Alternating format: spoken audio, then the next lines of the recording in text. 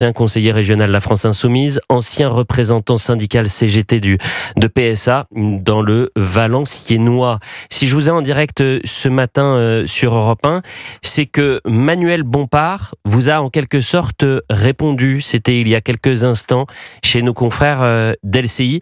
Je vous remercie d'être en direct avec nous et je vous propose d'écouter Manuel Bompard. Je lui dis que quand on lance des accusations aussi graves contre une formation politique, il faut être capable de donner au moins un exemple. J'ai entendu hier, il était invité à la télévision, il n'est pas capable d'en donner un seul. Donc pour vous, il ment.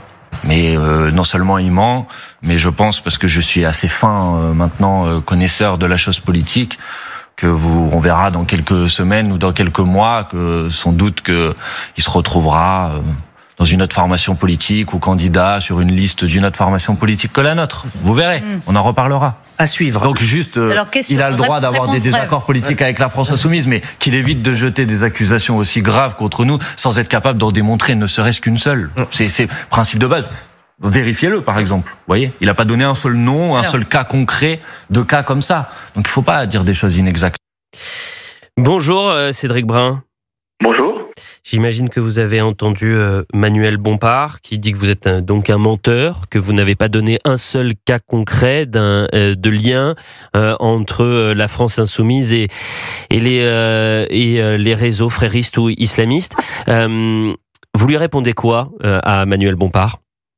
Ce que je lui réponds, c'est que si je suis un menteur, visiblement, je suis pas le seul.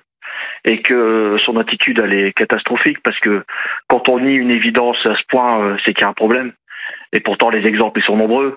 Quand il y a certains responsables, notamment le fils de l'imam Equissem, qui a été renvoyé au Maroc pour des faits de prosélytisme, qui se présente au Sénat et qui fait des quenelles, et qui aujourd'hui se présente sur une liste à Denain, si ça, c'est un exemple, je sais pas ce que c'est comme exemple. Alors moi, je suis pas là non plus pour donner des noms publiquement.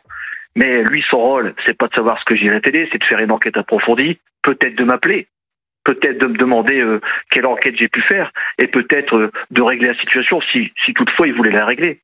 Mais ce qu'il faut dire aujourd'hui, c'est que c'est pas une situation qu'ils subissent, c'est une situation qu'ils ont voulu. Et la stratégie qui est aujourd'hui mise en place, elle est quand même plutôt honteuse. Il va falloir qu'ils l'assument à un moment.